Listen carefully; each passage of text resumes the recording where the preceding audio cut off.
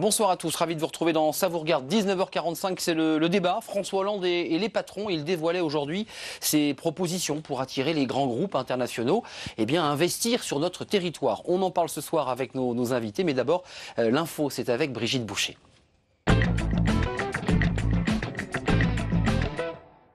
Bonsoir à tous. À la une de l'actualité, François Hollande lance l'opération séduction auprès des chefs d'entreprise étrangers. Il en a reçu 34 ce matin à l'Elysée où se tenait le premier conseil stratégique de l'attractivité. À la clé, des promesses et des annonces plutôt bien accueillies. Rim Ben Hammer avec Marie Labatte.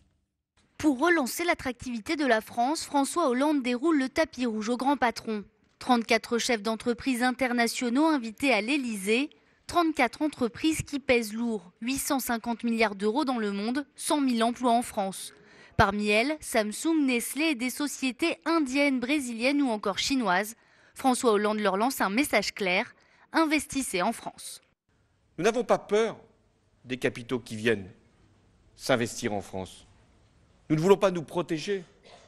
Nous n'avons pas une conception qui serait étriquée de notre intérêt national.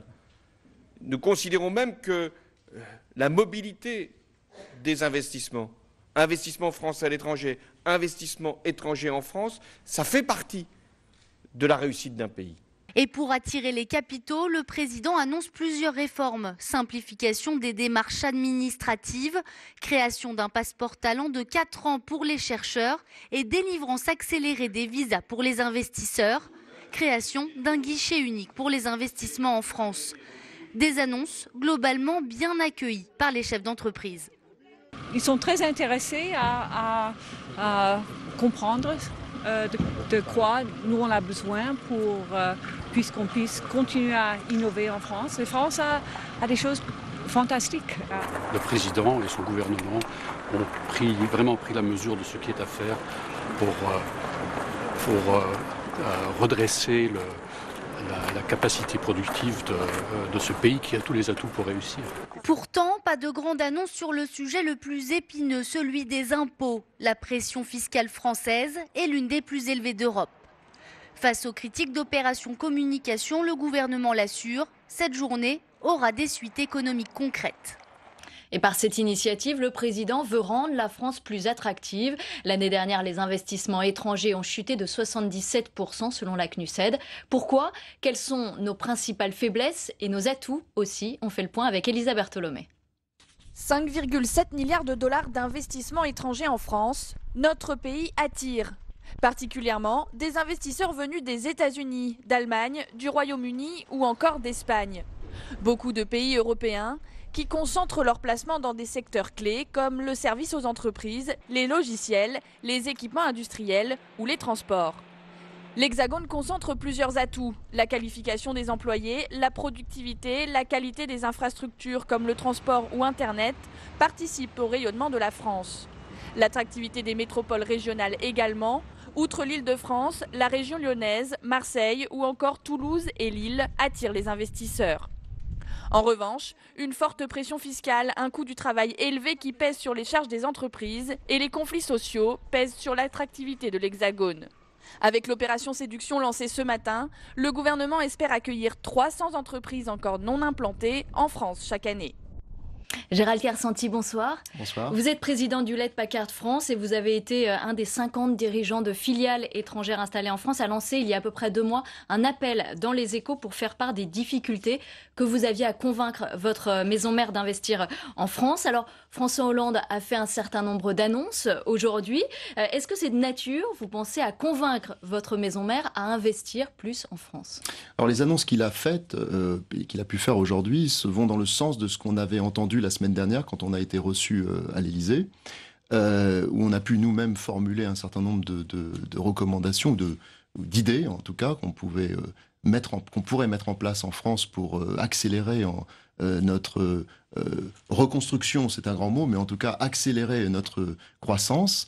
Je pense qu'il y a un certain nombre d'annonces ici qui vont dans le bon sens, mais il y a l'écoute, il y a la deuxième phase qui est la mise en place d'un plan, on y est, et il faut que ce soit peut-être plus détaillé, et puis la troisième phase qui est la phase qui va permettre à nos maisons mères finalement d'être convaincues et d'investir en France. La troisième phase, c'est ils vont voir l'action, ils vont juger sur pièce.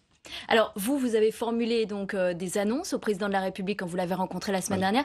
Quelle était la principale annonce? En gros, quel est le principal frein que vous voyez en France pour investir? Alors, on s'est réparti en fait les sujets, mais pour être très bref, sur la partie fiscalité, qui est une partie importante, mais qui n'est pas la seule, mais sur la fiscalité, simplicité, la remettre au bon niveau, parce que quand on se compare aux autres pays, ça a été dit, on est souvent désavantagé. Bannir le terme de rétroactivité, ça je crois que c'est pour un investisseur, la stabilité fiscale, c'est un des points oui, stabilité, importants et puis pour pas vous. de rétroactivité, c'est un gros mot pour un investisseur, donc il faut vraiment pas le faire, et il faut le dire très clairement. Après, on a fait pas mal de propositions dans le domaine de l'innovation et des talents. Alors sur l'innovation, je dois dire que le plan du gouvernement, le French Tech, le programme lancé par Fleur Pellerin et le président, me paraît être vraiment tout à fait approprié, avec peut-être cette idée que nous avons avancée, que un peu, quand vous regardez les États-Unis, quand vous voyez les États-Unis, et vous pensez nouvelles technologies, start-up, vous pensez Silicon Valley. Et pourtant, il y a des métropoles technologiques un peu partout aux États-Unis, mais on pense à un lieu. Et nous, on pense qu'il faudrait un lieu en France qui symbolise le programme start-up à la française, nouvelles technologies à la française. Est-ce que vous pensez que vous avez été entendu par le président de la République? Est-ce qu'on pourrait avoir en France une Silicon Valley?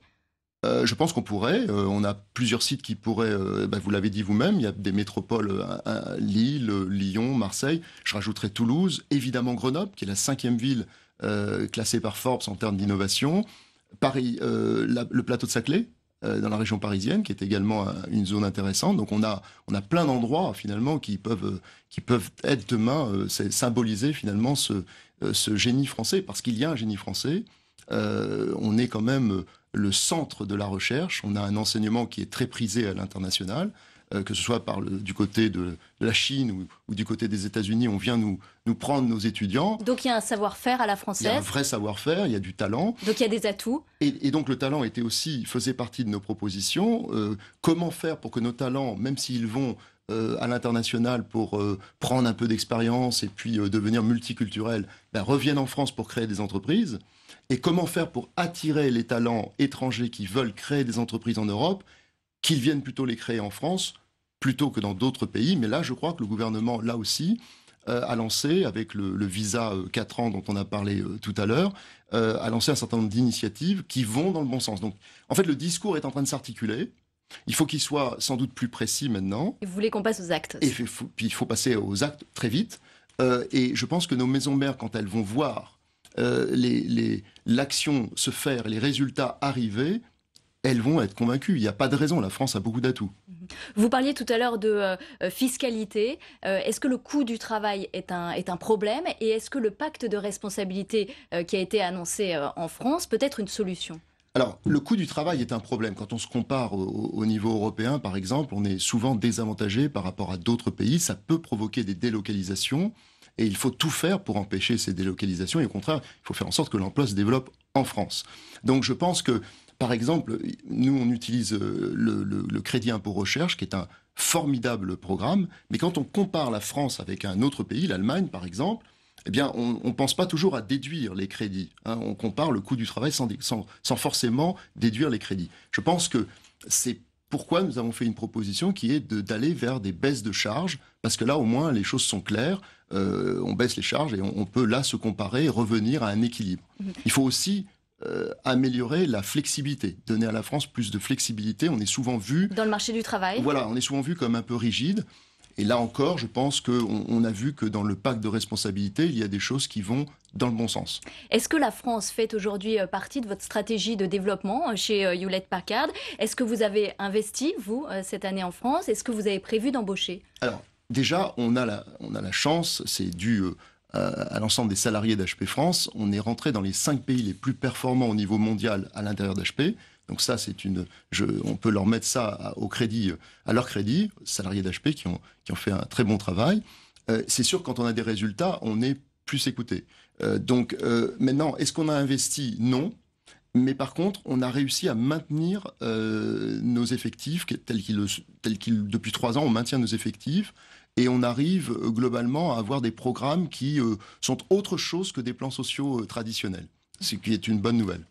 Je vous remercie, Gérald Carsanti, président de Hewlett Packard France, d'avoir été notre invité ce soir. Merci. Dans le reste de l'actualité, la proposition de loi dite Florange, examinée en nouvelle lecture cet après-midi à l'Assemblée.